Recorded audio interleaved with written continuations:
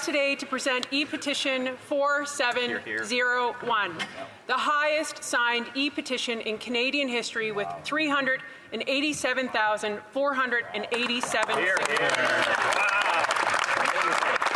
The petitioners state that they have lost confidence in the Prime Minister. The petitioners ask the state and the current government is not acting in the best interest of all citizens. And the petitioners call upon the House of Commons to call for a vote of non-confidence in a federal election 45 days following the vote.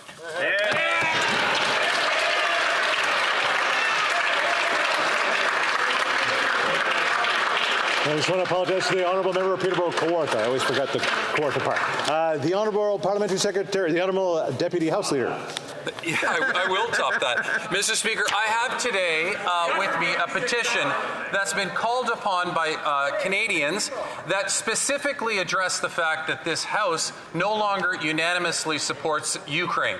The petitioners call on all members of Parliament to immediately and swiftly pass Bill C-57, which is an important update to the Canada Free Trade. I will say, Mr. Speaker, in all my time presenting a petition, I have never been heckled by the Conservatives, but they're literally heckling me while I'm trying to present a petition on behalf of Canadians.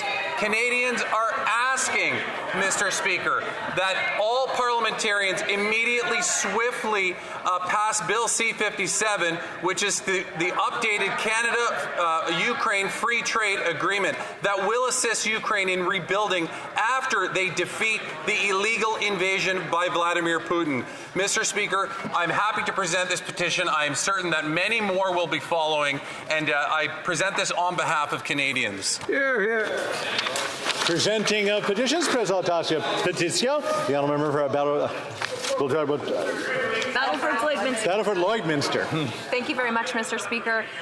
Employment insurance, we know EI, maternity and parental benefits provide parents with the critical financial support while they care and bond for their child. Adoptive and intended parents are at a disadvantage under the current EI system, and all parents are deserving of equal access to parental leave benefits. Bill C-318 delivers equitable access to parental leaves for adoptive and intended parents. And the Speaker of the House, as you know, Mr. Speaker, has said that the passage of Bill C-318 needs a royal recommendation. So the undersigned citizens of this petition call upon the Government of Canada to support adoptive and intended parents by providing a royal recommendation to Bill C-318. Thank you. Presenting petitions, Presentation Petition, the Honourable Member for Cowichan-Malahat-Langford. Thank you very much, Mr. Speaker. I am pleased to rise today to table a petition on behalf of the amazing and hardworking volunteer fire departments in my riding, namely Port Renfrew, Massachi Lake, Honeymoon Bay, Lake Cowichan, Yubo, Satlam, North Cowichan, Duncan, Cowichan Bay, Mill Bay, Shawnigan Lake, Thetis Island, Malahat, Highlands, and the City of Langford. Mr. Speaker, I'm tabling this petition on their behalf because they recognize that volunteer firefighters account for 71% of Canada's total firefighting essential first responders. They also recognize that these essential volunteers not only put their lives on the line and give their time, training, and efforts to Canadians, but they also allow the cities and municipalities to keep property taxes lower than if paid services were required. Therefore, Mr. Speaker, the petitioners call on the Government of Canada to support Bill C-310 and enact amendments to the Income Tax Act in order to increase the amount of tax credits for volunteer firefighting and search and rescue volunteer services from $3,000 to $10,000. Thank you so much. Presenting petitions, Presentation Petition, the Honourable Member, I don't know, how do I choose between those two great people? The Honourable Member for Sandwich Gulf Islands. Oh, thank you, Mr. Speaker. I'm honoured to rise today to present a petition on behalf of many constituents who are deeply, deeply concerned about the opioid crisis, the unacceptably high number of deaths. It's almost unbelievable that there's almost 14,000 people who've died of opioid-related deaths since 2016. Particularly British Columbians are very concerned. A number of the founders of Moms Stop the harm come from British Columbia and indeed from my riding in Pender Island. The petitioners call for this government to at long last declare a public health emergency due to overdose deaths or in fact poisoning deaths in Canada, to treat this as what it is, a health crisis and not a criminal justice crisis, to address in a comprehensive, multifaceted way the crisis as one that involves issues of addiction, poverty, housing, healthcare, racial discrimination, economic inequality and instability, and listen to the advice of many experts and decriminalize drugs in Canada.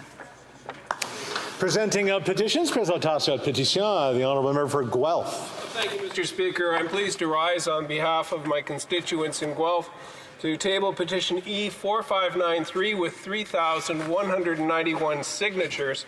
This petition is calling on Parks Canada to work with appropriate landowners, stakeholders, governments, and First Nations, Métis and Inuit people to create a national urban park on the site of Guelph's proposed Ontario Reformatory Heritage Conservation District.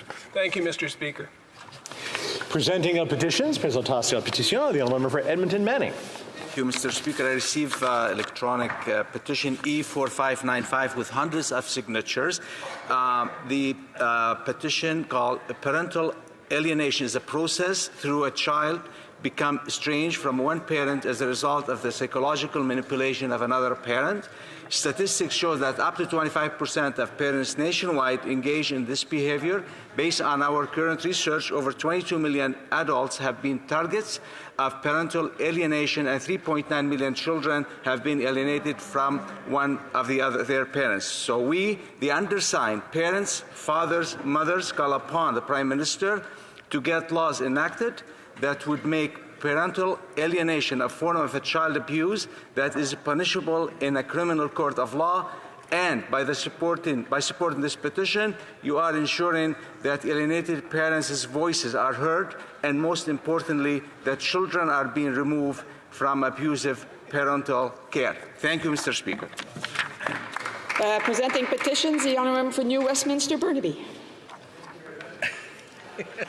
Thank you very much, Madam Speaker. And I'm pleased to present a petition signed by several dozen petitioners in British Columbia.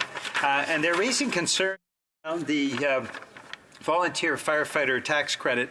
As you know, Madam Speaker, with climate change, increasingly volunteer fire departments across the country are being called upon to intervene. That's over 70% of Canada's total firefighting essential first responders. The current tax code only gives the equivalent of just over $2 per hour for those volunteer firefighters who give so amply of their time. And so the petitioners are calling upon the Government of Canada to support Bill C-310, which is in the name of my colleague from Courtenay, Alberni, and enact amendments to subsections of the Income Tax Act in order to increase the amount of the tax credit for volunteer firefighting and search and rescue volunteer services from the current $3,000 to $10,000. This will make a difference, Madam Speaker, and we certainly hope that the government will hear this petition and act accordingly. Thank you, Madam Speaker. Presenting petitions, the honourable member for Kitchener Centre. Thank you, Madam Speaker. I rise to present a petition on behalf of folks who note that both housing unaffordability and homelessness are twin national crises. They also note that the financialization of housing inflates Canadian real estate.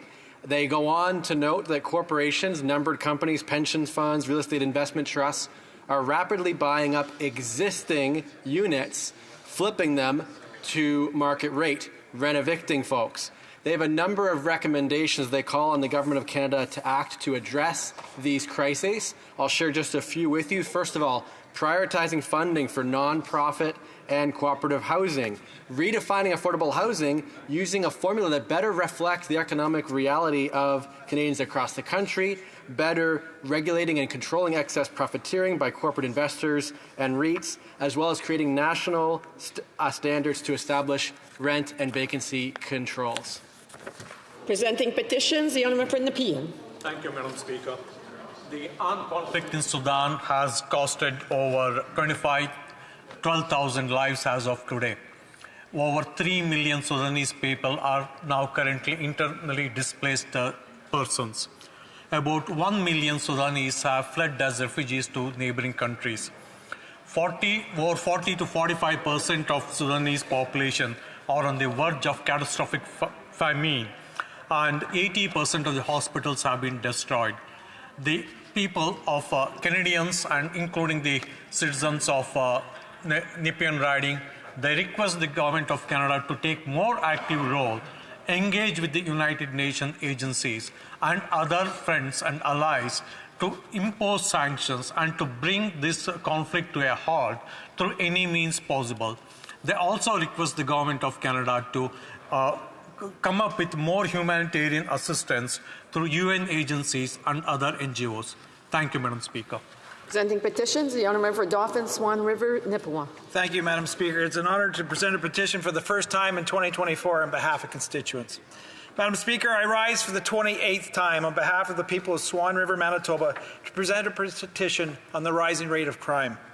The people of Swan River are upset that this NDP Liberal government has stood by while their community is overwhelmed by crime. Unfortunately, the Liberals respond to the people of Swan River with the same copy and paste statements to their petitions while nothing changes. Rural communities like Swan River are demanding that a tough on crime approach from this federal government. They are calling for jail, not bail, for violent repeat offenders. Madam Speaker, the people of Swan River demand that this Liberal government repeal their soft on crime policies that directly threaten their livelihoods and their community. I support the good people of Swan River.